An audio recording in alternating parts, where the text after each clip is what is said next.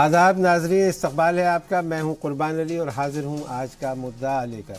20 मार्च को supreme court ने SC/ST act के बेजा इस्तेमाल पर तशवीश का इजहार किया था और इसके तहत मामलों में फौरी गिरफ्तारी की जगह शुरुआती जांच की बात कही थी। इसी फैसले के खिलाफ दलित तंजीमों ने भारत बंद का आज ऐलान किया।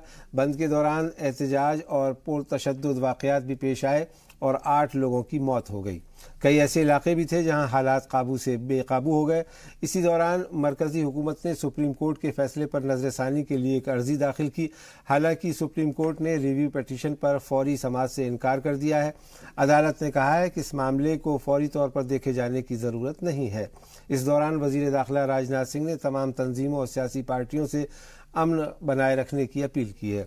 वहीं इसको लेकर Congress party, Samajwadi party, RJD और BSP ने राज्यसभा में दलितों पर मजालिम का मामला उठाकर हंगामा किया, जिसके सबब आज भी ऐवान की कार्रवाई दिन भर के लिए मुलतवी कर दी गई। बंद का क्या असर पड़ा और बंद के नाम तशद्दुद कहाँ तक मुनासिब है, आज बात हम इसी मुद्दे पर करेंगे। इस पर बात करने के लिए हमारे साथ जुड़ेंगे मरकजी वजीर ममलिकत बराए समाजी इंसाफ Ramdas Athawale, National Confederation of Dalit के सदर अशोक भारती, लोक जनशक्ति पार्टी के तर्जुमान अशोक कुमार वाजपेयी, BJP की तर्जुमान अनिला सिंह, सीनियर सहाफ़ी संतोष भारती भी हमारे साथ होंगे। इसके अलावा हमारे साथ फ़ोन लाइन पर जुड़ेंगे UGC के साबिक़ चेयरमैन, JNU में प्रोफेसर रहे दलित चिंतक प्रोफेसर सुखदेव थोराट। हम अपने तमाम मेहमानों का इस्तकबाल करते हैं, लेकिन इस मौजू पर गुफ्तगू शुरू करें उससे पहले आइए देख लेते हैं इस बारे में आज क्या क्या कुछ हुआ, एक ख़ास रिपोर्ट।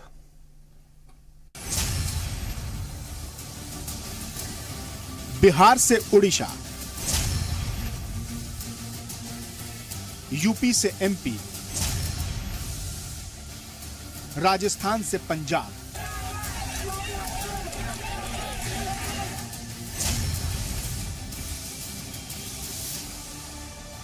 सिर्फ नाम बदले, जगह तब्दील हुई, लेकिन मुतालबात और मुजाहरे वही।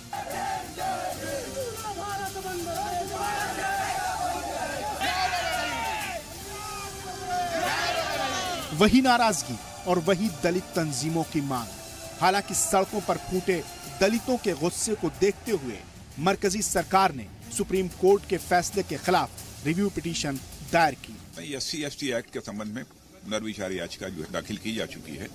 मैं तो सभी राजनीतिक दलों से यही अपील करूंगा कि कृपया किसी भी प्रकार का कोई दंगा फसाद न हो, इस दृष्टि से सभी सहयोग करें और ऐसी स्थिति पैदा नहीं करनी चाहिए ताकि इस देश में किसी प्रकार से जातिगत तनाव अथवा सांप्रदायिक तनाव पैदा हो। भारत सरकार की ओर से रिव्यू फाइल हुआ है। इस बात को समझना बहुत जरूरी है कि जो ओरिजिनल फैसला हुआ था उसमें भारत सरकार पार्टी नहीं थी और मैं बहुत विनम्रता से कहना चाहता हूं कि माननीय सुप्रीम कोर्ट के फैसले के रीजनिंग से हम सहमत नहीं हैं। तो बाकी विस्तार से भारत सरकार के जो बड़े वकील हैं वो अपनी बात रखेंगे। 20 तारीख को जजमेंट आया था और हमने उस समय में कहा था कि चूंकि सरकार जब जाती है तो सरकार का एक प्रोसीजर है। हमारी पार्टी थी, हमने तुरंत फाइल कर दिया, लेकिन पॉलिटिकल पार्टी इसमें क्यों पॉलिटिक्स कर रही है? मैं आज पूछना चाहता हूं कि ये कांग्रेस पार्टी से कि इन्होंने बाबा साहब अम्बेडकर के लिए क्या किया। बाबा साहब अम्बेडकर को जिंदगी भर कांग्रेस के लोगों ने गाली देने का काम किया। इस बीच दलित तंजीमों को कांग्रेस, SP, RJD और BSP की हिमायत भी हासिल रही। इन पार्टियों ने मोदी सरकार को दलित मुखालिफ करार दिया। केंद्र में प्रधानमंत्री श्री नरेंद्र मोदी की सरकार व BJP की विभिन्न राज्यों की सरकारों के दलित व पिछड़ा वर्ग आदि विरोधी होने के कारण, खासकर दलित व पिछड़ा वर्ग आदि विरोधी होने के कारण तो इनके दामन पर घोर जातिवादी होने का जो गहरा बदनुमा धब्बा लगा हुआ है वह ऐसे ही नहीं लगा है। बंद के दौरान तशद्दुद के वाकयात भी खूब हुए। सड़कों पर चक्का जाम, ट्रेनों की रफ्तार ठप, बाजार और कारोबार बंद, जिससे आम लोगों को काफी परेशानी हुई। यूपी के आगरा और मेरठ में बंद हामियों ने हंगामा किया। राजस्थान के बाड़मेर और अजमेर में भी तोड़फोड़ हुई। मध्य प्रदेश के भिंड समेत कई इलाकों में बंद हामी और बजरंग दल के कारकुनान आमने सामने आ गए। अलग अलग रियासतों में हुए तशद्दुद में कई लोग मारे गए और कई जख्मी हुए। सरकार को पहले हमारे जज अनुसूचित जाति का जज सुप्रीम कोर्ट में चाहिए, हमें जब हमारी सुनवाई होनी चाहिए। इससे कारण हमने ब्राह्मण समाज के लोग वहाँ पे बैठे हुए हैं, केवल जब हमारी जाति का वहाँ कोई लोग नहीं बैठा हुआ तो हमारी सुनवाई कैसे सुनी जाएगी। SC/ST एक्ट के रहते हुए भी पिछले दिनों ऊना में मारपीट, इलाहाबाद में कत्ल, सहारनपुर में घरों को जला देना और भीमा कोरेगांव में दलितों के खिलाफ तशद्दुद जैसे वाकयात से दलितों में अदम तहफ्फुज़ का एहसास और खौफ था। इसीलिए SC/ST एक्ट पर हाल ही में आए सुप्रीम कोर्ट के फैसले को लेकर दलित वजीरों और मेंबरान पार्लियामेंट के एक वफ्द ने वजीर आजम नरेंद्र मोदी से मुलाकात की थी। रामविलास पासवान की क़यादत में PM मोदी से मिलने वाले वफ्द में मरकजी वजीर रामदास अठावले, अर्जुन मेघवाल समेत कई अरकान पार्लियामेंट शामिल थे। वफ्द ने मांग की थी कि सुप्रीम कोर्ट के ताज़ा फैसले से SC/ST कानून कमजोर होगा। इसके बाद PM ने मुतल्लका महकमे के वजीर थावरचंद गहलोत से मुलाकात की। गहलोत ने बाद में कहा कि सरकार सुप्रीम कोर्ट के फैसले के खिलाफ रिव्यू पिटीशन दायर करेगी, लेकिन इन सब के बीच सवाल यही कि बंद के नाम पर तशद्दुद और तोड़फोड़ कहां तक जायज है। ब्यूरो रिपोर्ट, जी सलाम। और आज के इस मुद्दे पर हम बात शुरू करते हैं कि बेशतर रियासतों में आज तशद्दुद के वाक़यात हुए हैं, क्योंकि दलित समाज की तरफ से बंद की कॉल दी गई थी और 8 से ज़्यादा लोगों के मरने की खबर है। इस वक्त हमारे साथ मुमताज़ दलित दानिश्वर, UGC के साबिक़ चेयरमैन और JNU में प्रोफेसर रहे प्रोफेसर SC थोराट साहब हमारे साथ जुड़े हुए हैं। थोराट साहब, ये फैसला 20 तारीख को सुप्रीम कोर्ट ने सुनाया था। 20 तारीख से लेकर के आज 2 अप्रैल हो रही है और मरकज़ी हुकूमत को ये फ़ैसला लेने में 10-12 दिन का वक्त लग गया कि सुप्रीम कोर्ट में रिव्यू पिटीशन डाली जाए। तो ऐसे में आप क्या समझते हैं कि ये जो तशद्दुद के वाक़यात हुए थे, इन्हें रोका जा सकता था अगर हुकूमत ने वक्त रहते इस मामले में इक़दाम किए होते?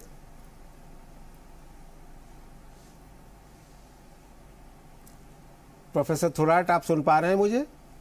हाँ, आपको सुन पा रहा हूँ। मेरी आवाज आ रही? जी, आप बताएं। आप मेरी अगर सवाल सुन पाए हो तो आप मेहरबानी करके जवाब दें। सुन पाया हो आपका सवाल? जी। मेरी आवाज आ रही है? जी, बिल्कुल साफ आ रही है। हाँ, नहीं, मैं ये कह रहा था, जिस अटॉर्नी जनरल ने कोर्ट में सरकार की तरफ से आर्गुमेंट किए, वो तो सरकारी वकील है ना, गवर्नमेंट का आदमी है, और उसके बारे में यह कहा जाता है कि उन्होंने आर्गुमेंट अच्छी नहीं दी और कुछ निगेटिव तरीके के रिमार्क दिए।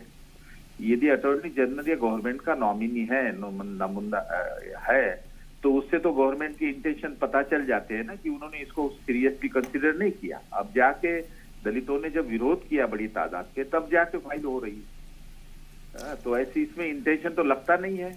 उसी तरह उसमें दूसरी वाली जो केस है रिजर्वेशन नहीं, लेकिन सुप्रीम कोर्ट का जो 20 मार्च का फैसला है, उसके बारे में आपकी क्या राय है? उसके बारे में 2 मुद्दे हैं। मैं आपके सामने कहूंगा, क्योंकि टेलीफोन पे हूँ तो मैं एक साथ कह दूं। एक तो यह है कि इतनी गलत बात है कि वो केस के पेपर मैंने पढ़े हैं जहां वो ये कहते हैं कि इस एक्ट का बड़ी तादाद पे मिसयूज किया जा रहा है और रिवेंज करने के लिए इसका इस्तेमाल किया जा रहा है। मेरा ख्याल है जो जजेस साहब है उनको वो इतने इग्नोरेंट है कुछ मामले में कि उसकी कोई हद नहीं है। पहली बात तो यह है कि डॉक्टर अंबेडकर साहब ने 1947 में उसके ये कहा था कि जहां एट्रोसिटी जहां गांवों में होती है वहां 70% 80% दलित जो है वो वेज लेबरर है, जो हाई कास्ट के ऊपर डिपेंड करता है। और दूसरी बात है, दलित जो है वो बिल्कुल माइनॉरिटी में कहीं 20-15% से ऊपर नहीं होता है। जो दलित हाई कास्ट पे डिपेंड करता है वो माइनॉरिटी में है, वो हिम्मत करेगा कि वो जाके फॉल्स केस रजिस्टर करे, और वो तो उसका नतीजा तो आपको मालूम है कि उसका एक्सकम्युनिकेशन, इकोनॉमिक और सोशल बायकॉट और वायलेंस ही होता है। ये जो डेमोग्राफिक और सोशल बैकग्राउंड ये एट्रोसिटीज का है, इसका जजेस साहब को कुछ पता ही नहीं है। दूसरी बात मैं कहना चाहूंगा कि वो ये है कि अभी बेल की परमिशन दी है सिलेक्टिव केसेस में जी, तो भैया जब एट्रोसिटी एक्ट बना उसमें बेल की परमिशन क्यों नहीं दी गई?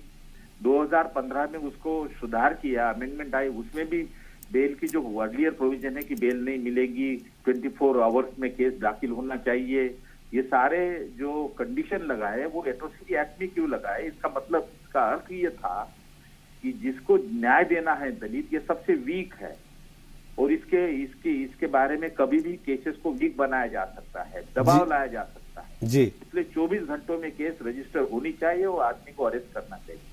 तो जज ने जो निर्णय दिया, मैंने सुना अभी टीवी पे कि लिबर्टी होनी चाहिए, जेल और बेल में फर्क होना चाहिए, सभी को जेल नहीं होना चाहिए, इसमें फर्क होना चाहिए, लिबर्टी के आधार पे उन्होंने आर्गुमेंट दिया जी। मैं ये कह रहा हूँ कि जब एट्रोसिटी एक्ट बना और उसमें सुधार आए, उसमें ये आर्गुमेंट दी गई कि दलित बहुत ही वीक है, इसलिए उसको एक्स्ट्रा प्रोटेक्शन मिलना जरूरी है। ये जज साहब है वो प्रोटेक्शन निकाल चुके हैं। ठीक, 8 दिन तक यदि एसएसपी इसकी इंक्वायरी करेंगे तब तक तो सारे सबूत भी गायब हो जाएंगे और कोई सपोर्ट मिलेगा नहीं जी। मैंने जो एट्रोसिटी पे महाराष्ट्र को लेकर थोराट साहब जी, हाँ। मैं चाहूंगा कि 2 मिनट के लिए आप हमारे साथ रहें टेलीफोन लाइन पर, ताकि हम बीजेपी स्पोक्स पर्सन को भी सुन लें। और अशोक भारती साहब हमारे साथ हैं, यहाँ प्रेसिडेंट हैं नेशनल कन्फेडरेशन ऑफ दलित के। अशोक भारती साहब, ये जो आज बंद का कॉल दिया गया था, इसमें आपका ऑर्गेनाइजेशन शामिल था, और क्या ये बंद पुरअमन नहीं हो सकता था? देखिए, मैं एक बात बताना चाहता हूं, क्योंकि हमारे पास बहुत सारे ऐसे एविडेंस हैं जी, जिसमें हमें इस बात के हमारे पास सबूत हैं कि बहुत सारे जो अशांति, ये जो हिंसा, ये जो आगजनी हुई, इसमें वहाँ की रूलिंग पार्टी के लोग और उनकी शय पर चलने वाले लोग उसमें शामिल थे। जैसे मैं, अगर आप चाहेंगे तो मैं आपको एग्जाम्पल देकर भी बता सकता हूँ। अभी मैं एक चैनल में था, उसमें ग्वालियर में जिस एक व्यक्ति ने गोलियां चलाई हैं, वो व्यक्ति, उसका नाम मैं उजागर यहाँ नहीं करना चाहता हूँ, लेकिन वो व्यक्ति खुले तौर पर भारतीय जनता पार्टी के साथ है। तो उसने 3 आदमियों को मारा है। तो मैं ये चाहता हूँ कि अभी मेरे पास, अभी जब मैं इस स्टूडियो में आ रहा था तो भिंड से मेरे पास एक साथी का फ़ोन आया। भिंड में वार्ड नंबर 13 में 100 लोग बजरंग दल के गए, उन्होंने वहाँ अम्बेडकर की मूर्ति तोड़ी है, वहाँ औरतों को धमकाया है और कहा है कि रात को आके हम दलितों के घरों में आग लगा देंगे। तो मैं ये बताना चाहता हूँ कि जो दलित हैं, जो आदिवासी हैं, वो बाबा साहब डॉक्टर अम्बेडकर के संवैधानिक प्रक्रियाओं में, संविधान में यकीन करते हैं। और उन्होंने, हम लोगों ने, सबने ये कहा था कि हमारा बंद पूरी तरह से शांतिपूर्ण होगा, हम किसी को डिस्टर्ब नहीं करेंगे, हम केवल लोगों से रिक्वेस्ट करेंगे। और जहां तक हमारे पास जानकारी है, सब लोगों ने ऐसा ही किया। लेकिन कुछ गुंडा तत्व जो रूलिंग पार्टी के लोग हैं, चाहे वो मध्य प्रदेश का मसला हो, चाहे मेरठ का मसला हो, चाहे वो ग्वालियर का मसला हो, सब जगह, चाहे बाड़मेर का मसला हो, यहाँ तमाम जो रूलिंग पार्टी है उसके लोगों ने वहाँ गुंडागर्दी की और हमारे शांतिपूर्ण अमन में खलल डालने की उन्होंने कोशिश की। हमारा इसमें कोई रोल नहीं है। हम तो पूरी तरह से इसको शांतिपूर्ण किया है हमने। और जो गुंडागर्दी की है, जो हिंसा की है, जो आगजनी की है, ये सब भारतीय जनता पार्टी और बजरंग दल के लोगों ने की है। जी, हमारे साथ भारतीय जनता पार्टी की तर्जमान अनिला सिंह जी मौजूद हैं। अनिला जी, अभी अशोक भारती साहब ने आपको गिनाए कि वाकयात जो हुए हैं, चाहे यूपी हो, मध्य प्रदेश हो, राजस्थान हो, वहाँ इन लोगों ने तो पुरअमन मुजाहिरे किए, जो सुप्रीम कोर्ट का डिसीजन था उसके खिलाफ अपने राय का इजहार किया, और उस बारे में आपकी भी जो मरकज़ी हुकूमत है उसने मान लिया है, रिव्यू पिटीशन दाखिल किया। आखिर इस वायलेंस की वजह क्या है, क्यों हुआ ये आपकी नज़र में? इस वायलेंस की जो वजह है वो है ये अपोजिशन के दल जो हैं, विरोधी दल, जो राजनीतिक विरोधी दल हैं। देखिए, ऐसा है कि अभी भारती साहब ने बहुत कुछ बता दिया और कह दिया कि वहाँ पे वो फायरिंग कर रहा था, वो भारतीय जनता पार्टी का समर्थक है और वहाँ बजरंग दल वाले गए। और मतलब अभी इन्वेस्टिगेशन नहीं हुआ कि किसकी गोली से कौन मरा, कौन किस दल का है, किस परिवार का है, पर इन्होंने यहाँ पर बैठकर पूरा उसका डिक्लेरेशन दे दिया, बता दिया, फाइनल रिपोर्ट लगा दी है। मैं उत्तर प्रदेश का बताती हूँ। मेरठ में Yogesh Verma, x BSP MLA, उनको गिरफ्तार किया गया है उनके गुंडों के साथ, और एनएसए के तहत तो उन पे मुकदमा भी चलेगा। साफ तौर से उनका इन्वॉल्वमेंट मेरठ में जो वायलेंस हुआ है उसमें वो लोग पकड़े गए हैं। तो ये एक छोटा सा उदाहरण है कि किस प्रकार से राजनीतिक दल, चाहे वो कांग्रेस है, सपा है, बसपा है, वो माहौल को बिगाड़ना चाहते थे। इधर योगेश वर्मा की गिरफ्तारी हुई, उधर मायावती जी प्रेस कॉन्फ्रेंस तुरंत का तुरंत कर देती हैं। तो यहाँ तो दाल में काला क्या, मुझे तो पूरी दाल काली नजर आ रही है। देखिए, आपको वो दल है जिनका पॉलिटिकल ग्राउंड जो है बिल्कुल खिसक चुका है, खत्म हो चुका है, इसलिए ये सारे के सारे इकट्ठे आ गए हैं। अनिला जी, भारतीय जनता पार्टी जी। मैं आपसे ये जानना चाह रहा हूँ, ये तो आज के वाक़े के बारे में आपने राय दी, लेकिन मैं आपसे ये जानना चाहता हूँ, और जिसका सवाल मुझे नहीं जवाब मिल पा रहा है, कि 20 तारीख को सुप्रीम कोर्ट का फैसला आया, आपको क्यों 12 दिन लगे ये तय करने में, और वो भी तब जबकि रामविलास पासवान और दीगर रामदास अठावले वगैरह प्रधानमंत्री के पास गए कि साहब ये SC/ST कमीशन, SC/ST लॉ में तरमीम नहीं की जानी चाहिए, इसको जो माइल्ड करने की कोशिश है और इसमें जो जमानत का प्रोविजन किया जा रहा है वो नहीं है। बहैसियत रूलिंग पार्टी स्पोक्स पर्सन आप ये बता सकती हैं कि ये 12 दिन का वक्त क्यों लगा, क्योंकि अगर शायद ऐसा ना होता तो ये आज जाने ना जाती।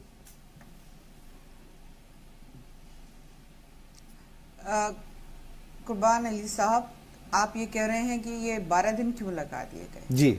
अच्छा, उससे पहले सुप्रीम कोर्ट का वर्डिक्ट आपने सुन ही लिया, जान ही लिया कि क्या आया था। जी। अगर हम आधी कच्ची पक्की तैयारी से हम अपना रिव्यू पिटीशन फाइल कर देते और वो फिर रिजेक्ट हो जाने की संभावना उसकी बढ़ जाती, वो तो आज हो गया, वो रिजेक्ट कर दिया सुप्रीम कोर्ट ने, वो ठीक रहता या? वो तो आज भी कर दिया तैयारी के बावजूद। मैं आपसे वही कहना चाह रही हूँ जी, मैं आपसे वही कहना चाह रही हूँ, अगर हम 2 दिन में 3 दिन में कर देते तो हमारे ऊपर ये आरोप लगता कि इन्होंने खाना पूर्ति करी, बिना किसी तैयारी के इन्होंने रिव्यू पिटीशन फाइल कर दी है। तो ये देखिए, ऐसा है, राजनीतिक दल जिसने इस देश का जो राष्ट्रपति है वो दलित वर्ग से आया हो, उसको सपोर्ट किया है, उनको वहां पर राष्ट्रपति बनने में मदद करी हो, उसकी मंशा पे आप कैसे सवाल उठा रहे हैं? सवाल हम नहीं उठा रहे हैं, आपके रूलिंग एलाइज सवाल उठा रहे हैं। रामविलास पासवान, रामदास अठावले और थावरचंद गहलोत तो आपकी पार्टी के नेता हैं, इन लोगों ने प्रधानमंत्री से मिलकर के बात की, तो सवाल हम नहीं उठा रहे हैं, आपके रूलिंग एलाइज ने उठाए, और जो कि नॉन दलित लीडर्स हैं इस देश के। जी, ये बिल्कुल नॉन दलित लीडर्स हैं, और भारतीय जनता पार्टी डेफिनेटली जो सुप्रीम कोर्ट का वर्डिक्ट आया उससे सहमत नहीं थी, तभी तो रिव्यू पिटीशन फाइल करी है। ये जो नेता हैं ये भी हमारे ही संगी साथी हैं ना जी। लेकिन अनिला जी, यही हुआ कि भारतीय जनता पार्टी तो सहमत नहीं है जो सुप्रीम कोर्ट वर्डिक्ट लेकर आया। हाँ, लेकिन उसके बावजूद जो आप कह रही थी कि हम अगर जल्दबाजी में लाते तो ये इल्जाम लगता, आप लोग देर से भी लाए, जाने भी चली गई, और सुप्रीम कोर्ट ने कहा कि ये आप बहुत जल्दबाजी में लाए हैं, इसको अभी इसकी इतनी कोई जल्दी नहीं है, इसको आराम से लाइए, तो आप सुप्रीम कोर्ट को भी कन्विंस नहीं कर पाए। मेरा आपसे दरख्वास्त है, आप रहें, मैं आता हूं आपके पास। हमारे साथ आपके ही रूलिंग पार्टी के एक एलआई लोक जनशक्ति पार्टी के लीडर AK वाजपेयी साहब हैं। वाजपेयी जी, इस मामले को जिस तरह से सेंट्रल गवर्नमेंट ने हैंडल किया है और आज उसका जो नतीजा हमको देखने को मिला, आप उस बारे में क्या कहेंगे? नहीं, पहले तो थोड़ा सा हम करेक्ट कर दें कि आज कोई नतीजा नहीं मिला है जी, as far as review petition. नहीं, मैं उसकी बात नहीं कर रहा हूँ, मैं वायलेंस की बात कर रहा हूँ जी। वायलेंस तो देखो कंडेम करना चाहिए, सबको कंडेम करना चाहिए। कौन लोग थे, कौन लोग आए, नहीं, कंडेम तो ये बहुत आइडियल चीज है, मगर ये ना होता तो बेहतर होता ना।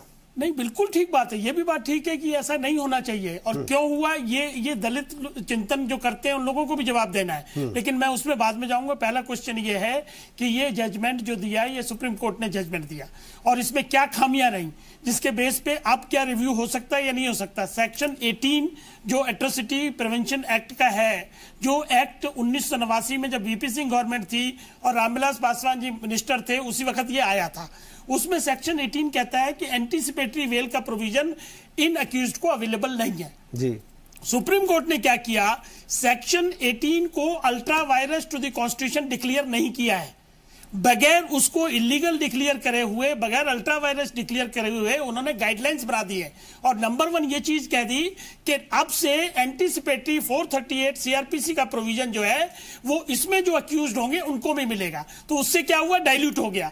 और सुप्रीम कोर्ट ने और एक गलती की कि एक प्रिंसिपल ऑफ पर इंक्वेरियम होता है कि अगर एक बेंच की जजमेंट कुछ और है सुप्रीम कोर्ट की और दूसरी बेंच की कुछ और है, तो वो प्रिंसिपल लागू करके मैटर लार्जर बेंच को रेफर होता है। ये भी इग्नोर कर दिया। तो इन्हीं बेसिस पे रिव्यू पिटीशन सबसे पहले हमने 23 तारीख को फाइल कर दी लोक जनशक्ति पार्टी ने, और उसके बाद रामविलास जी और बाकी लीडरान प्रधानमंत्री के पास गए, उन्होंने एक्सप्लेन किया, और 24 तारीख को ही गवर्नमेंट ने यह कहा कि हम रिव्यू पिटीशन फाइल करेंगे। वाजपेयी जी, आपने अपनी बात कही कि दलित लीडरों की वजह से ये वायलेंस हो गया, उनको समझाना चाहिए था। आपने कहा कि सुप्रीम कोर्ट ने भी गलत काम किया, उसकी भी समझ में नहीं आया, लेकिन आप इस मामले में मरकजी हुकूमत को कोई दोष देने के लिए तैयार नहीं है कि उन्होंने सब कुछ अच्छा किया। नहीं, हम ये नहीं कह रहे। नहीं, आप कह रहे हैं, आप कह रहे हैं कि आप अगर रामविलास पासवान साहब को जाकर के प्रधानमंत्री से कहने की जरूरत पड़ी और उसके बाद में आज ये पिटीशन फाइल किया गया, तो क्या इसको वक्त रहते नहीं किया जा सकता? नहीं, वही हम एक्सप्लेन कर रहे हैं ना। देखो, 20 तारीख की जजमेंट आई, 23 को हमने फाइल की, 24 को ये मिनिस्ट्रान मिले और 28 से और 1 तारीख 5 दिन कोर्ट बंद था जी।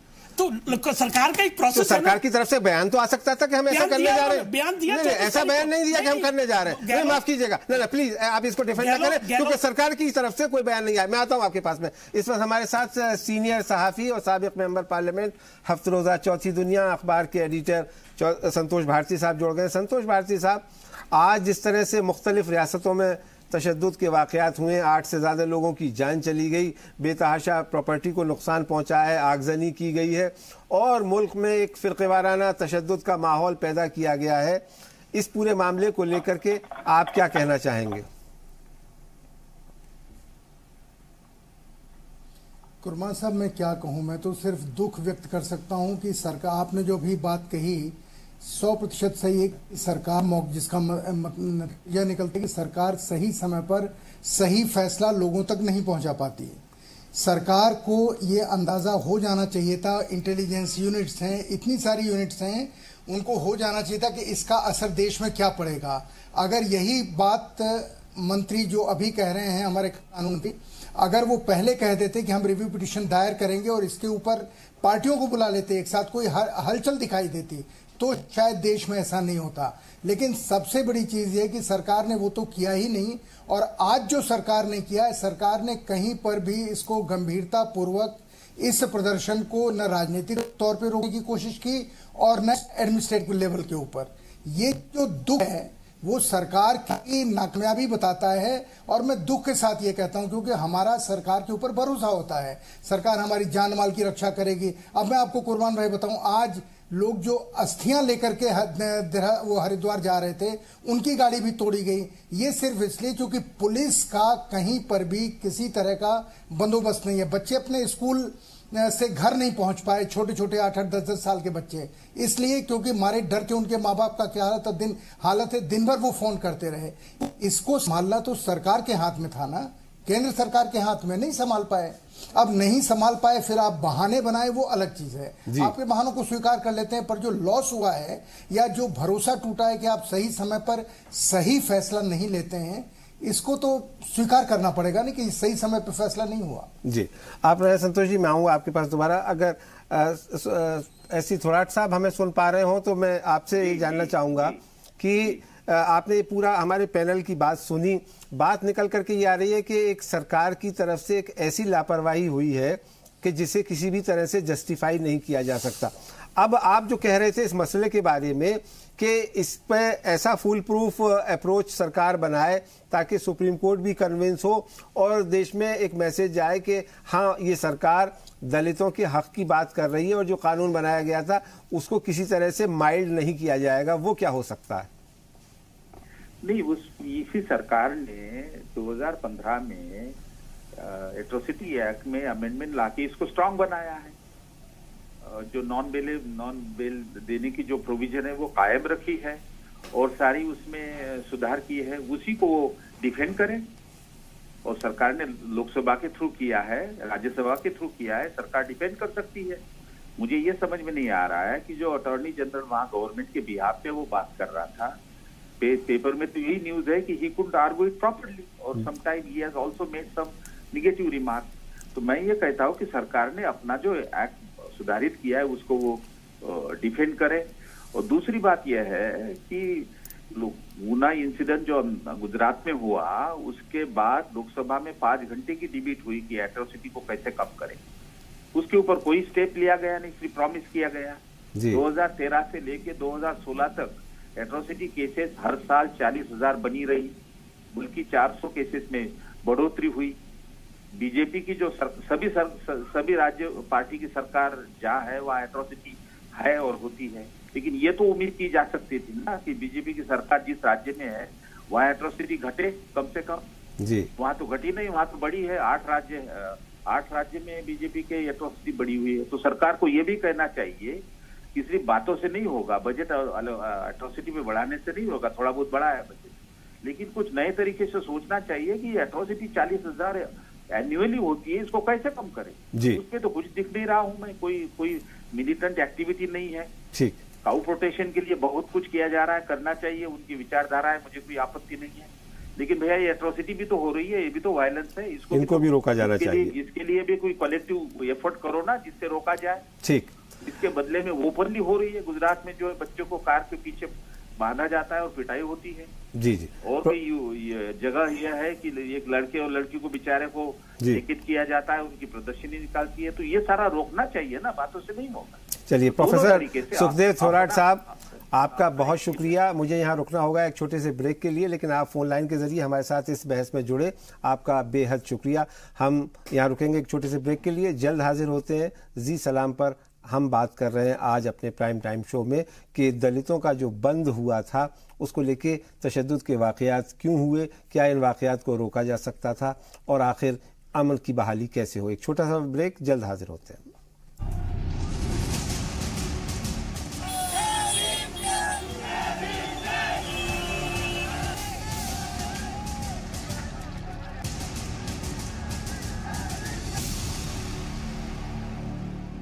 ब्रेक के बाद एक बार फिर आप सभी का खैर मकदम है। आप देख रहे हैं जी सलाम और जी सलाम के प्राइम टाइम शो।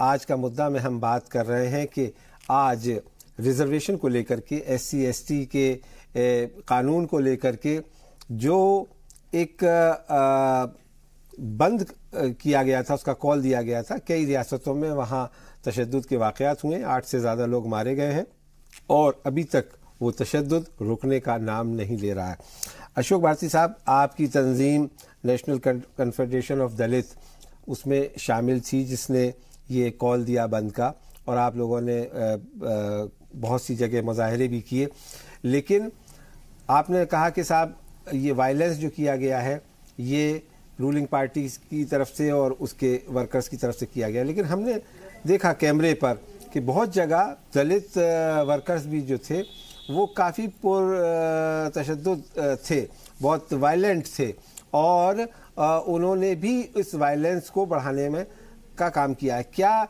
ये पुरअमन तरीके से मसला नहीं हो सकता था, ये एहतजाज नहीं हो सकता था? नहीं, देखिए बिल्कुल हो सकता था। मैं आपको ये बताना चाहता हूं कि जहां जहां सरकार ने दलित संगठनों को बुलाकर बातचीत की, पुलिस ने उनको बुलाकर बातचीत की एक दिन पहले, वहां कुछ नहीं हुआ। लेकिन बहुत सारी जगह पे पुलिस ने ना बैठक की, ना सरकार ने उनसे चर्चा की, ना बातचीत की, और ऐसी जगह पर साथ के साथ कुछ जो अराजक तत्व हैं उन्होंने दलितों के जुलूसों में हस्तक्षेप करने की कोशिश की, उसकी वजह से आपस में तकरार हुआ।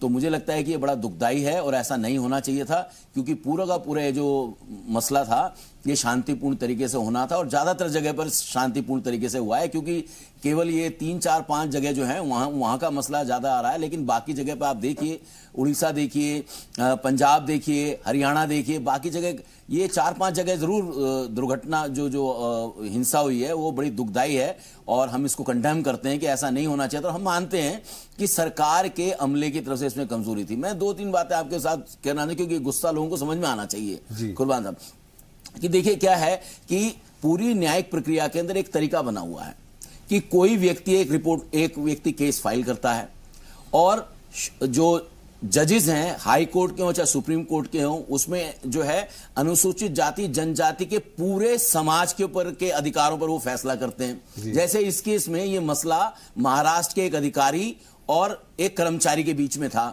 उसमें देश के 30 करोड़ दलित और आदिवासियों के न्याय का मसला नहीं था, उनके एट्रोसिटी एक्ट का मसला नहीं था।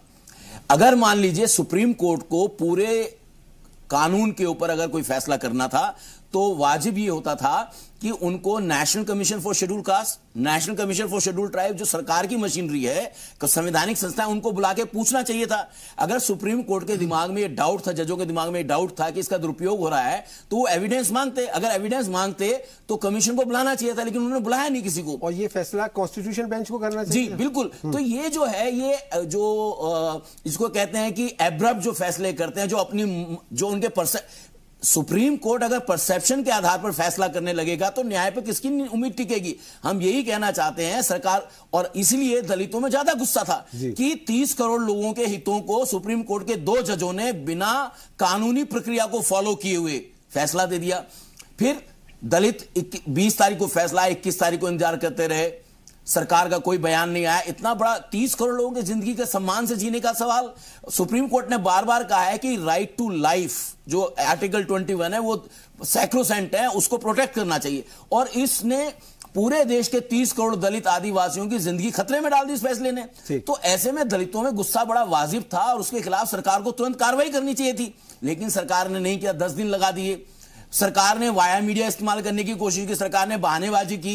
थावरचंद गहलोत जी ने कल जाकर कहा नहीं आंदोलन नहीं होना चाहिए। अरे भाई, इतने दिनों से आंदोलन हो रहा था, आपको दिख नहीं रहा था? आपकी इंटेलिजेंस क्या कर रही है, आपकी मशीनरी क्या कर रही है? तो हम ये कहना चाहते हैं, इस वायलेंस का ठीकरा दलितों में मत फोड़िए। आपकी सरकारी एजेंसी जिम्मेदार है जो नाकारा साबित हुई है, क्योंकि वो ये साबित करना चाहती थी कि दलित तो जो है हिंसा करते हैं। हम इस हिंसा की जिम्मेदारी लेने को तैयार नहीं है। इसकी जिम्मेदारी केवल और केवल राज्य सरकारों की, पुलिस की, प्रशासन की और सरकार की है। संतोष भारती साहब जी, सुखदेव थोराट साहब, आप सुन पा रहे हैं हमें? हाँ, बिल्कुल सुन पा रहा हूं जी।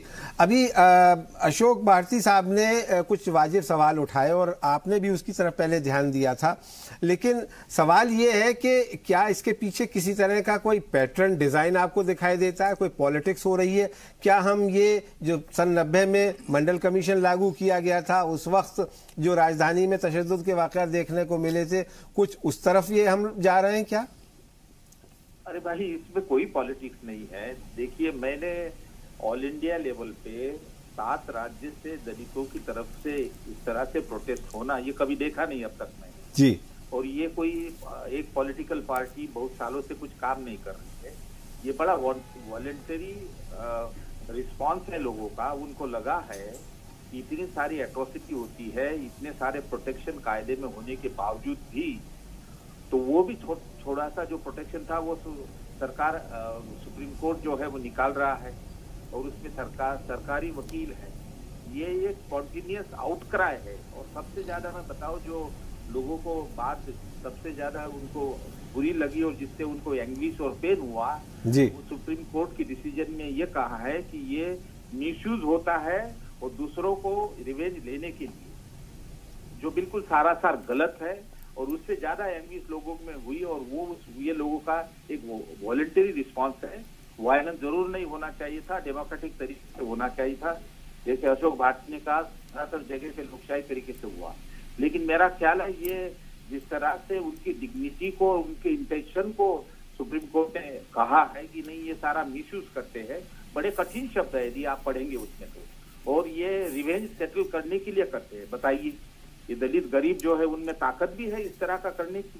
तो पावरफुल माइटी हाई कास्ट गाँवों में है जिसके ऊपर दलित डिपेंड करता है और माइनॉरिटी में ऐसी हिम्मत होती है जी। तो मेरा ख्याल है ये समझ लेना चाहिए कि ये वॉलंटरी एक्सप्रेशन था और उन लोगों से आया जो लोग कभी इतने पॉलिटिकल थे और चारों तरफ आया। कोई ऑर्गेनाइजेशन ने, ऐसी कोई यूनाइटेड ऑर्गेनाइजेशन तो है नहीं कि जो सबको इकट्ठा करेगी। जी आपने थोराट साहब, मैं आता हूँ आपके पास में। से आया, एमपी से आया, यूपी से आया, महाराष्ट्र के नागपुर से आया, ये तो सारा वॉलंटरी रिस्पॉन्स है भैया। वो इसलिए है कि सुप्रीम कोर्ट ने एक तरीके से उनको ललकारा है कि आप सारे झूठ दाखिल करते हो, गलत।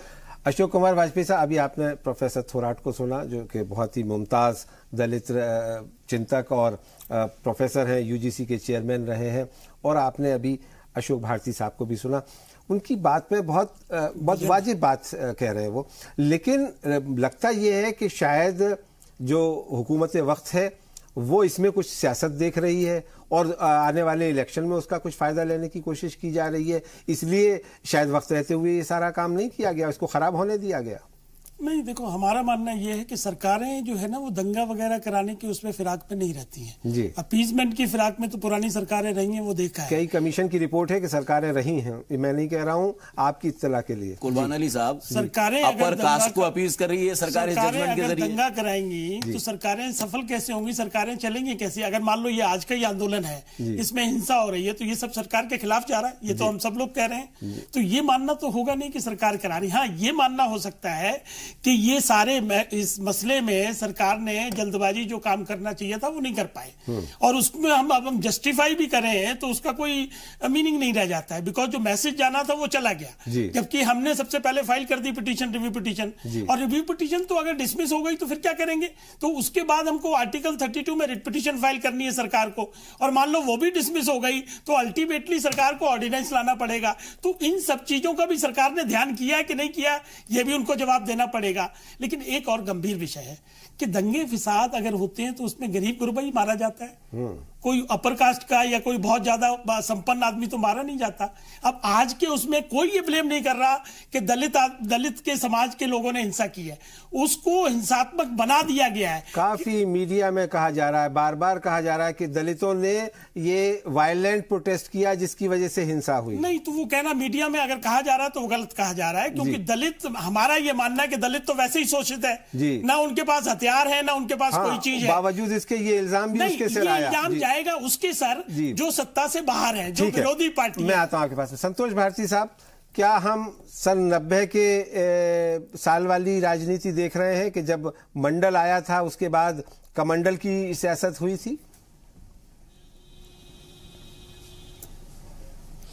कुर्बान भाई, दोनों में चरित्र का अंतर है।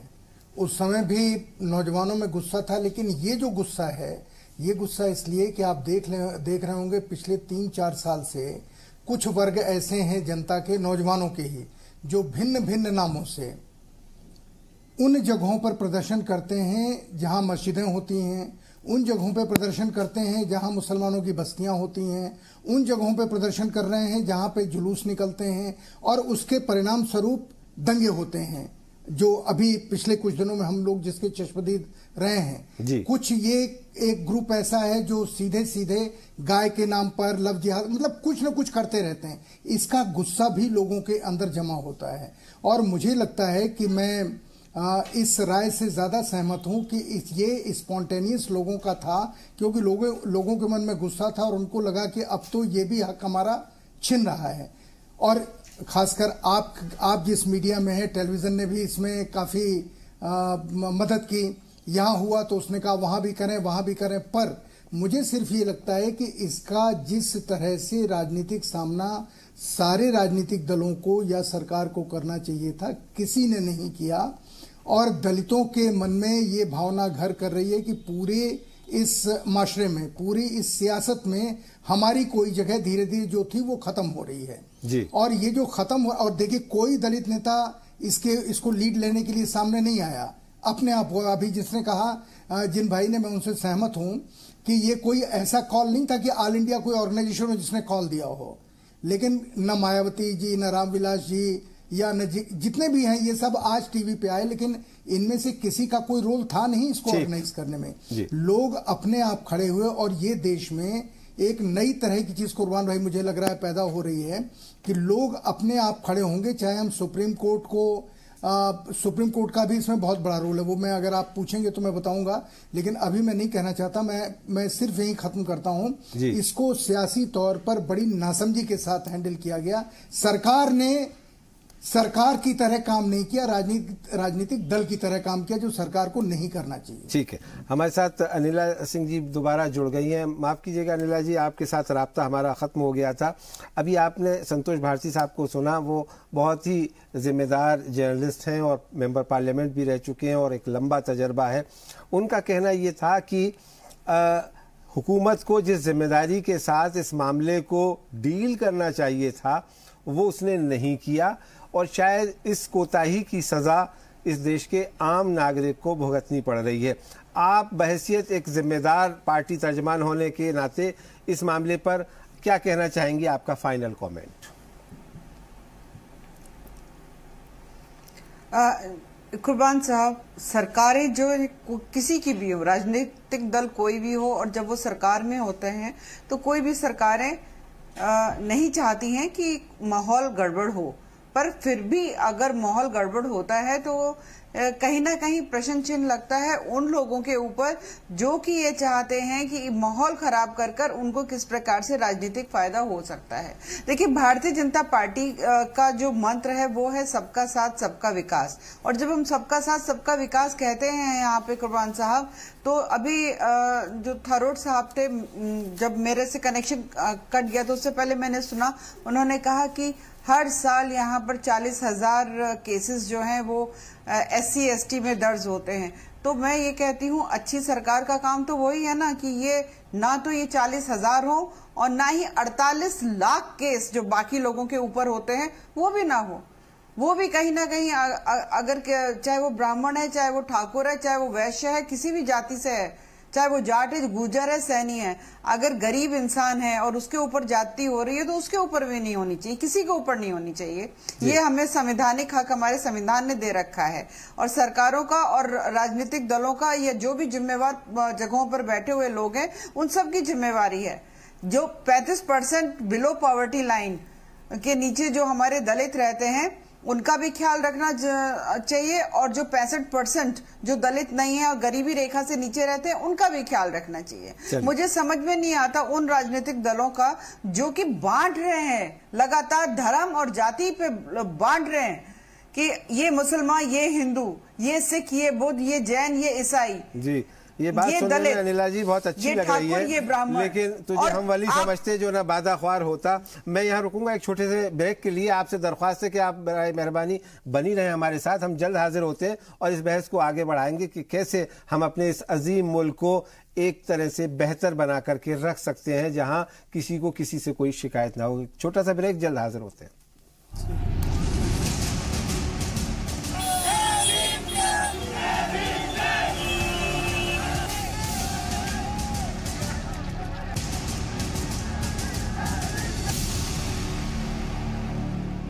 ब्रेक के बाद एक बार फिर आप सभी का खैर मकदम है। आप जी टीवी पर देख रहे हैं हमारा प्राइम टाइम शो आज का मुद्दा, और आज हम बात कर रहे हैं कि मुल्क की कई रियासतों में जो दलितों ने एक मुजाहरा किया, उसके दौरान जो तशद्दुद हुआ वो वाक़यात क्यों हुए और आखिर कैसे फिर अमन कायम किया जा सकता है। हमारे साथ दलित रहनुमा अशोक भारती साहब हैं, आप प्रेसिडेंट नेशनल कॉन्फेडरेशन ऑफ दलित हैं। अनिला जी हैं हमारे साथ, भारतीय जनता पार्टी की तर्जमान, और सीनियर सहाफ़ी संतोष भारती साहब। अशोक भारती साहब, अभी ब्रेक पे जाने से पहले अनिला जी बहुत अच्छी बातें कर रही थी और कह रही थी कि साहब हम तो सबका साथ सबका विकास चाहते हैं और सबकी भलाई की बात की है, दलित राष्ट्रपति भी बनाया, लेकिन फिर भी आपको इस सरकार से शिकायतें हैं, आखिर क्यों? देखिए साहब, ऐसा है कि सबका साथ सबका विकास कहने से दलित और आदिवासियों का विकास नहीं होता है, माइनॉरिटी का विकास नहीं होता है, पिछड़ी जातियों का विकास नहीं होता है। क्योंकि अगर आप सबका साथ सबका विकास करना चाहते हैं तो केवल नारे से नहीं होगा, आपको बताना पड़ेगा कि देश के बजट में क्या अनुसूचित जाति, जनजाति, पिछड़े वर्ग और माइनॉरिटीज को उनकी आबादी के हिसाब से आप रिसोर्स एलोकेट कर रहे हैं। आपको यह बताना पड़ेगा कि अगर दलितों पे अत्याचार होते हैं, माइनॉरिटी पे अत्याचार होते हैं, गाय के नाम पर उनके साथ होता है, तो क्या उनके खिलाफ सरकार कोई कानूनी सख्त कार्रवाई करती है? अगर मान लीजिए सुप्रीम कोर्ट में कई मसले ऐसे हैं जो शेड्यूल कास्ट के जॉब्स के मसले को लेकर सुप्रीम कोर्ट में पड़े हैं, सरकार उस पर कोई कार्रवाई कर रही है क्या? पार्लियामेंट में कई बिल ऐसे पड़े हैं जो कि अनुसूचित जाति जनजाति के कानूनी जो संवैधानिक अधिकार हैं उनसे जुड़े हुए हैं, तो उन पर 4 साल में सरकार ने कोई कार्रवाई नहीं की। तो मैं सोचता हूं कि हम चाहते हैं कि ये देश बहुत अच्छा बने और इस देश में दलित जो है सक्सेस स्टोरी हैं, लेकिन अनफॉर्चुनेटली जो एक खास तरह का निजाम चाहते हैं वो लोग दलितों को पसंद नहीं करते, वो दलितों को अपने राष्ट्र का हिस्सा नहीं मानते। कहते तो वो जरूर हैं कि एक कुआं होना चाहिए, एक शमशान होना चाहिए, एक ये होना चाहिए, लेकिन असल में वो दलितों को पसंद नहीं करते। और आज ये जो दलितों ने अपना गुस्सा जाहिर किया है, उस गुस्से को दबाने का काम उनके दिमाग में ये चल रहा है, अरे दलितों की ऐसी हिम्मत होगी, आदिवासियों की ऐसी हिम्मत होगी कि हमको चैलेंज कर रहे हैं। भाई हम किसी को चैलेंज नहीं कर रहे, हम तो इस देश से न्याय की मांग कर रहे हैं। हमारी आबादी 30 करोड़ से ज्यादा है, 30 करोड़ लोगों को आप किसी भी बूते पे दबा के नहीं रख सकते अगर उनके साथ न्याय करना है। मेरे को बताइए, 85% दलित जो है 5,000 रुपए महीने से कम कमाते हैं, 95% जो आदिवासी हैं वो 5,000 रुपए महीने से कमाते हैं। बताइए आपने क्या किया उनके लिए? तो इसलिए जो है जुमलों से हटकर हमें हकीकत की धरातल पर आना चाहिए। ठीक है, संतोष भारती साहब, अभी आपने अनिला जी को भी सुना और अशोक भारती साहब को भी। क्या आपको इसमें कहीं तजाद, कोई कंट्राडिक्शन नजर आता है?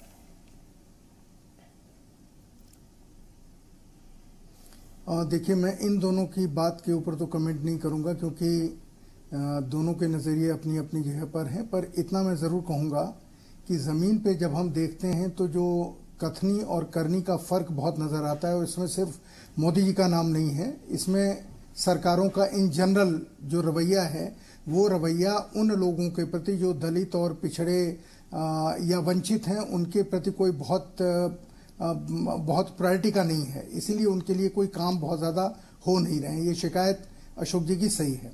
मैं आपसे एक दूसरा डर शेयर करना चाहता हूं।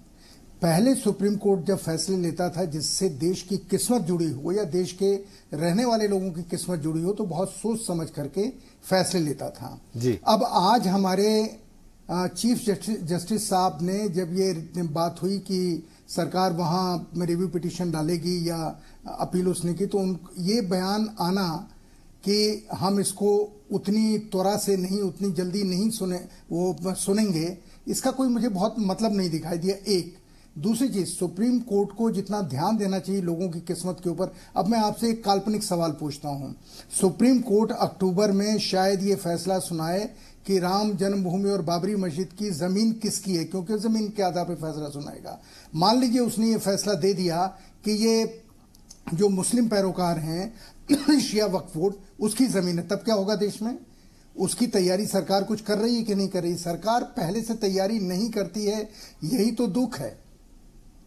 जी अनिला जी, सरकार तैयारी नहीं करती, ऐन वक्त पे जब हालात बिगड़ जाते हैं तो सारे लोग उपदेश देने लगते हैं और ये कहने लगते हैं कि साहब हम निंदा करते हैं, हम खंडन करते हैं, हिंसा नहीं होनी चाहिए, अहिंसा ही हमारे देश का फॉर्मूला है, उसी के तहत बात होनी चाहिए।